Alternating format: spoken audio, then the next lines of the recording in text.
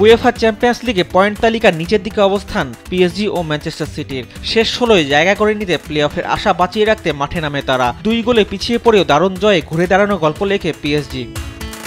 Park দে princess স্টেডিয়ামে high voltage ম্যাচের প্রথমার্ধ ছিল গোলশূন্য। বিরতির পর 50 মিনিটে গ্রিলিশ ও 53 মিনিটে হ্যালান্ডের গোলে 2-0-তে এগিয়ে গিয়ে পিএসজিকে বড় চাপে ফেলে দেয় ম্যান সিটি। ম্যাচে ফিরতে সময় নেয়নি পিএসজি। 56 মিনিটে 6 গজ বক্সের বাইরে থেকে বাঁ পায়ের শটে ঠিকানা খুঁজে নেন ডেম্বেলে।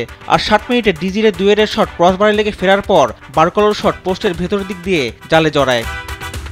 78 মিনিটে ডান দিক থেকে ভিতিনিয়ার ফ্রিকিকে চমৎকার হেডে গোল করেন নাভাস। 3-2 লিড পিএসজির। আর ম্যাচের শেষ দিকে যোগ করার সময় রামোসের গোলে জয় নিশ্চিত করে পিএসজি।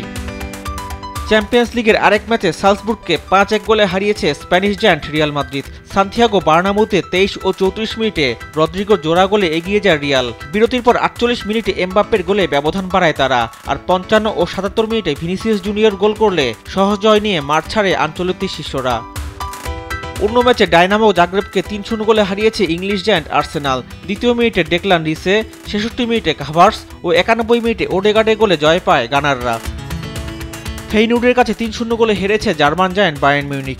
জোড়া গোল করেছেন সান্তিয়াগো গিমিনেস, অপর গোলটি করেছেন উইয়েডা। এদিকে রাফাল লিয়াওর একমাত্র গোলে জিরোনাকে হারিয়েছে এসি মিলান। আর লাউতারো মার্টিনেজের একমাত্র গোলে স্পার্টা প্রাগকে হারিয়েছে ইন্টার মিলান। রিফাত আঞ্জুম, দেশ টিভি, স্পোর্টস ডেস্ক।